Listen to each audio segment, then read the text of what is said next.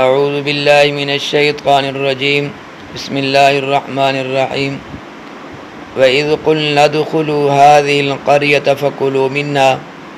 فَكُلُوا مِنَّا حَيْثُ شِئْتُمْ رَغَدًا وَادْخُلُوا الْبَابَ سُجَّدًا وَقُولُوا حِطَّةٌ نَغْفِرْ لَكُمْ خَطَايَاكُمْ وَسَنَزِيدُ الْمُحْسِنِينَ فَبَدَّلَ الَّذِينَ ظَلَمُوا قَوْلًا غَيْرَ الَّذِي قِيلَ لَهُمْ فَأَنزَلْنَا عَلَى الَّذِينَ ظَلَمُوا رِجْزًا مِّنَ السَّمَاءِ بِمَا كَانُوا يَفْسُقُونَ۔ اور جب ہم نے حکم کیا کہ تم لوگ اس آبادی کے اندر داخل ہو، پھر کھاؤ اس سے جس جگہ رغبت کرو بے تکلفی سے، اور دروازے میں داخل ہونا سجدہ کرتے ہوئے، اور کہتے جانا کہ توبہ ہے، ہم معاف کر دیں گے تمہاری خطائیں، اور ان قریب زیادہ دیں گے نیکی کرنے والوں کو۔ کیا نیکی کرنے والوں کو زیادہ دیں گے؟ نیکی کرنے والوں کو زیادہ دیں گے۔ سو بدل ڈالا ان ظالموں نے ایک اور کلمہ جو خلاف تھا اس کلمے کے جس کی ان سے فرمائش کی گئی تھی، اس پر ہم نے نازل کی ان ظالموں پر ایک آفت سماوی، اس وجہ سے کہ وہ حکم کی عدولی کر رہے تھے، حکم کی نافرمانی کر رہے تھے، وہ فاسق اور فاجر لوگ تھے۔ بنی اسرائیل کی سرکشی کا ایک اور واقعہ، ایک قول تو یہ ہے کہ اس آیات میں قریہ سے بیت المقدس مراد ہے، اور یہ واقعہ اس وقت کا ہے جب بنی اسرائیل 40 سال کے بعد میدان طی سے یوشع بن نون علیہ السلام کی معیت میں نکلے، کیونکہ حضرت موسیٰ علیہ السلام کی وفات میدان طی میں ہو چکی تھی۔ حضرت ہارون علیہ السلام اور حضرت موسیٰ علیہ السلام سے 3 سال پہلے فوت ہو چکے تھے، اور حضرت موسیٰ علیہ السلام کی وفات کا جب وقت آیا تو انہوں نے پروردگار سے دعا کی کہ اے پروردگار، مجھے وادی طی سے بیت المقدس کی طرف جانے کی اجازت دی جائے، تاکہ میری موت بیت المقدس کے قریب ہے اور میں ان مجرموں میں نہ رہوں۔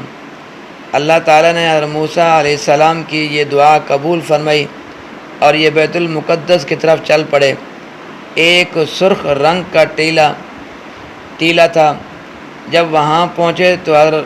موسیٰ علیہ السلام کی روح قبض کی گئی، اور وہیں ان کی قبر ہے۔ اور حضرت موسیٰ علیہ السلام کے بعد اللہ تعالیٰ نے حضرت یوشع بن نون علیہ السلام کو نبی بنایا۔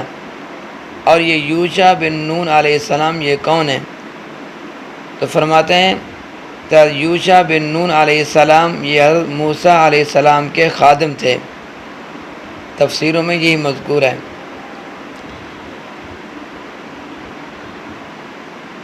تو یوشع بن نون علیہ السلام کی معیت میں نکلے،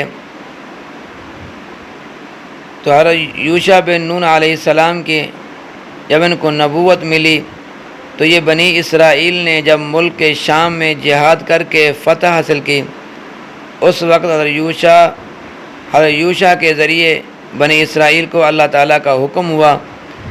کہ تم اس شہر یعنی بیت المقدس کے دروازے میں سجدہ شکر کرتے ہوئے اور زبان سے استغفار اور اپنے گناہوں کا اعتراف کرتے ہوئے داخل ہو۔ اگر ایسا کرو گے تو اللہ تعالیٰ تمہاری گزشتہ خطاؤں کو معاف فرما دیں گے، اور تم میں سے جو لوگ نیک ہیں ان کو ان کی نیکیوں کے عوض اور زیادہ عطا فرمائیں گے۔ لیکن اس حکم کے خلاف کیا ان لوگوں نے، یعنی بنی اسرائیل نے اللہ کے حکم کی خلاف ورزی کی، جو نافرمان اور غلط کار تھے۔ انہوں نے اللہ تعالیٰ کی طرف سے تلقین کردہ الفاظ کو چھوڑ کر تمسخر اور استہزاء کے طور پر کچھ اور ہی الفاظ شہر میں داخل کے وقت کہے۔ اور روایات میں آتا ہے کہ انہوں نے حطۃن کی بجائے جس کے معنی توبہ کے ہیں وہ کہنے لگے حنطۃن کی رٹ شروع کر دی۔ کہا تو یہ گیا تھا نا کہ حطۃن کے آپ نے حطۃن کہنا ہے، لیکن انہوں نے کیا کہا حطتن کے بجائے جس کے معنی توبہ کے ہیں، لیکن انہوں نے حنطتن کی رٹ شروع کر دی جس کے معنی گیو کے ہیں، اور قولی، یہ تو ان کی قولی مخالفت کے ساتھ ساتھ انہوں نے عملاً بھی اللہ کے حکم کے خلاف، اللہ کے حکم کی مخالفت کی۔ چنانچہ دروازے میں جھک کر عاجز سے گزرنے کے بجائے اکڑتے گئے۔ اللہ نے یہی کہا سجدہ کر کے آپ نے جانا ہے، یا عاجزی کے ساتھ آپ نے اس دروازے سے داخل ہونا ہے۔ عاجزی کے بجائے وہ اکڑتے ہوئے وہ اس دروازے سے داخل ہوئے، جو نتیجہ یہ ہوا کہ جن لوگوں نے خدا کی نافرمانی کی اور اس کے حکم کو تمسخر سے بدل دیا، ان پر آسمانی عذاب نازل کیا گیا، اور یہ عذاب طاعون کی بیماری کی صورت میں ان پر مسلط کیا گیا تھا۔ اور لکھا ہے اس طاعون سی جو بیماری ان کو لگی تھی، تو فرماتے ہیں اس طاعون سے 70,000 بنی اسرائیل مرے۔ کتنے؟ 70,000 بنی اسرائیل مرے۔ اور دوسرا قول یہ ہے کہ یہ قصہ بھی زمانہ وادی تی کا ہے کہ جب بنی اسرائیل من اور سلوہ کھاتے کھاتے اکتا گئے اور اپنے معمولی کھانے ملنے کی موسیٰ علیہ السلام سے درخواست کی، تو ان کو ایک شہر میں جانے کا حکم ہوا تھا کہ وہاں کھانے پینے کی اور معمولی چیزیں ملیں گی، اور اس شہر میں اندر جانے کے متعلق قولی اور فعلی ادب جو اوپر کی آیات میں تعلیم ہوا اور موسیٰ علیہ السلام کے ذریعے بنی اسرائیل کو دیا گیا، مگر بنی اسرائیل کے نافرمانوں نے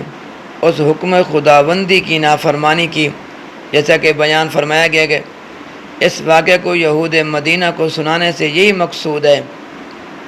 کہ تم اپنی قوم یعنی بنی اسرائیل کی گزشتہ حالت کو سن کر عبرت حاصل کرو اور اللہ کی نافرمانی سے ڈرو، اور جو وقتی تقاضا ہے یہی ہے، وقتی تقاضے کے مطابق اسلام کو قبول کر لو اور رسول اللہ صلی اللہ علیہ وسلم کی پیروی اختیار کر لو۔ تو فتح کے وقت اظہار عاجزی دیکھیے، جب فتح مکہ کے موقع پر حضور اکرم صلی اللہ علیہ وسلم شہر میں داخل ہوئے تو انتہائی تواضع اور مسکینی کے آثار آپ پر طاری تھے۔ شہر میں داخل ہونے کے بعد غسل فرمایا اور 8 رکعت نماز پڑھی۔ اسی طرح حضرت سعد بن وقاص رضی اللہ تعالیٰ عنہ جب ملک ایران فتح کیا تو شہی محلات میں فاتحانہ داخل ہوئے، حضور صلی اللہ علیہ وسلم کی سنت کے موافق 8 رکعت نماز شکرانہ کی پڑھی۔ بس دعا کیجئے کہ اللہ تعالیٰ نے جو اپنے فضل اور کرم سے ہم پر بے شمار انعامات اور احسانات فرما رکھے ہیں، ان پر ہم کو شکر گزاری اور احسان مندی کی توفیق عطا فرمائیں، اور ہم کو اپنے شکر گزار بندوں میں شامل فرمائیں، اور ہر طرح کی چھوٹی بڑی نافرمانی سے ہم کو کامل طور پر بچنے کا عزم اور ہمت نصیب فرمائیں۔ یا اللہ ہر طرح کے عذاب اور گرفت سے ہم کو محفوظ اور مامون فرمائیے، اور ہم سے جو کوتاہیاں اب تک سرزد ہوئی ہیں ان پر توبہ اور استغفار کی توفیق عطا فرمائیے، آمین۔ اللہ تبارک و تعالی میرا اور آپ کا حامی و ناصر ہو۔